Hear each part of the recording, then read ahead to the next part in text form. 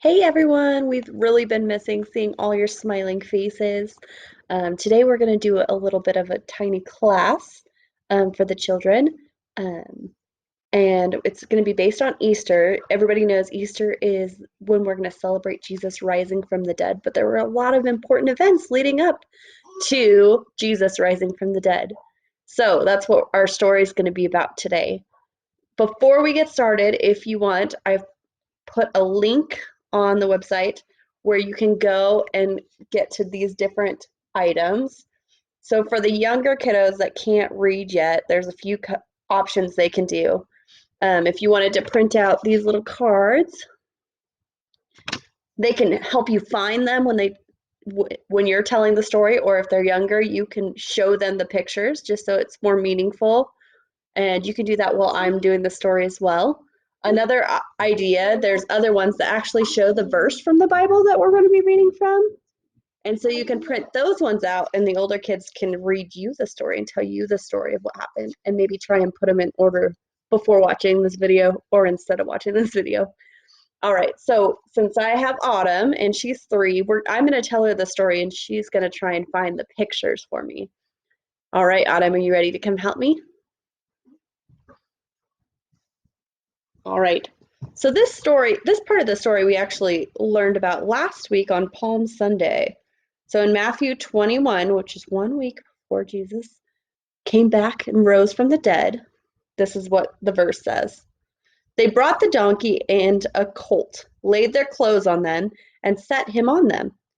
And a very great multitude spread their clothes on the road. Others cut down branches from the trees and spread them on the road. Can you find the pictures that go with this one, Autumn? You see, so the people thought that Jesus was the Messiah because they had heard a prophecy that the Messiah was going to come riding on a donkey. So they spread these palm leaves on the floor. Do you know why they spread the palm leaves, Autumn? Them don't want the donkey to get muddy. Yeah, so they wanted Jesus to be the king, and so they were treating him like a king. So they didn't even want his donkey to get dirty while he was walking down the road. Yeah. Pretty cool. Mm-hmm. It's a pretty exciting story. This one's pretty cool too. This one's from John 12. It says, there they made him a supper, and Martha served, but Lazarus was one of those who sat at the table with him. Lazarus and Mary and Martha were Jesus's friends. Then Mary took a pound of very costly oil, anointed the feet of Jesus, and wiped his feet with her hair. And the house was filled with fragrance of the oil. Can you find that picture for me, Anna? Where's the picture of Mary's oil? Yeah. Now, when Mary spilled her oil all over Jesus's feet, Autumn, were they very happy about that? No, because that oil was really expensive and they were supposed to save that for when she got married, right? But Jesus said it was preparing him for what was to come, and we know what was coming, Autumn, for Jesus. What was coming? He was going to die, so the oil was preparing him for that.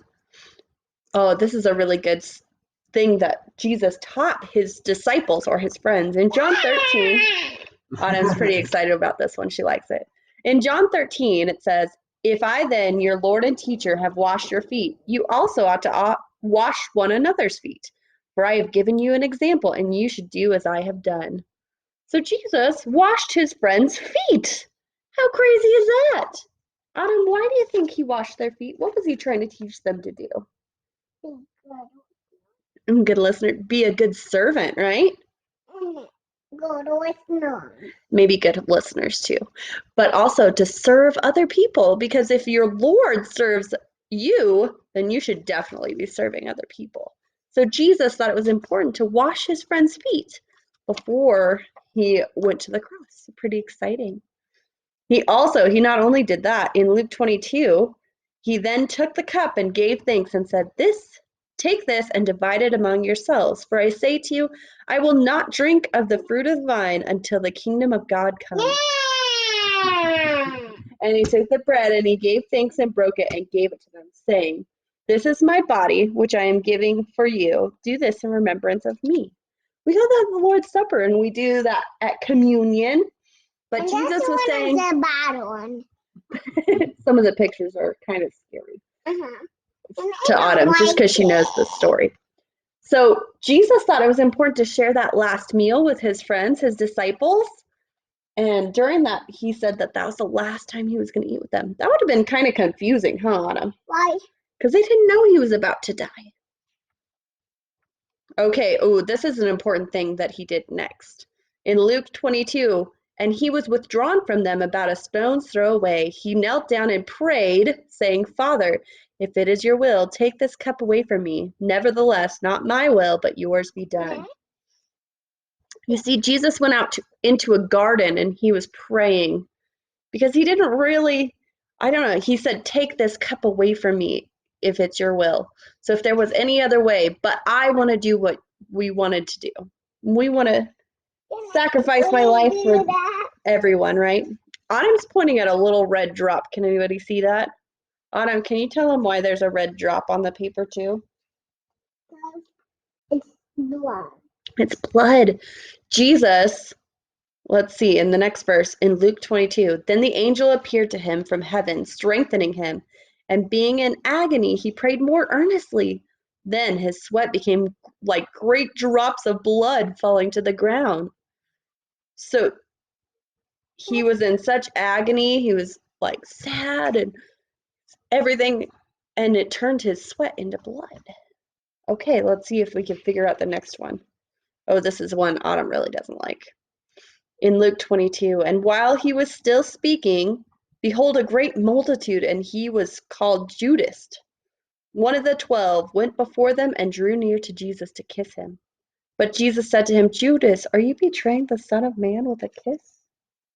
Can you find the one where Judas is betraying them? You see, good job. When Judas kissed Jesus, that meant that they could take him. And so that's why he said, are you betraying me with a kiss? And another part of that picture, what else is on there, Autumn? A sword and an ear, because in Luke 22, when the people came to take Jesus and put him on trial, one of the disciples actually cut off the high priest's servant's ear, but Jesus didn't want that. So what did he do? Put it on. He put the ear back on. Mm-hmm. It's pretty cool. And Jesus is pretty cool. Back off. No, it didn't fall back off. It was healed forever. How cool is that? Why? Because Jesus is awesome. Okay. He does magic things. Like put it back on and it never. It is kind of magic, isn't it? Kind of crazy. Mm-hmm. Okay, let's read what happened next. So then Jesus went on trial and they decided that they were going to kill him on the cross. And so after that, Judas, which was his betrayer but also his disciple, in Matthew 27, he was remorseful and brought back the 30 pieces of silver to the chief priests and elders, saying, I have sinned by betraying innocent blood. And they said, what is that to us? You see to it. So he tried to bring the money back, but did they want the money on him? They didn't want the money. They were going to keep Jesus. All right. In Mark 15, then the soldiers led him away into the hall called Praetorium, and they called together the whole garrison. And they clothed him. Yeah.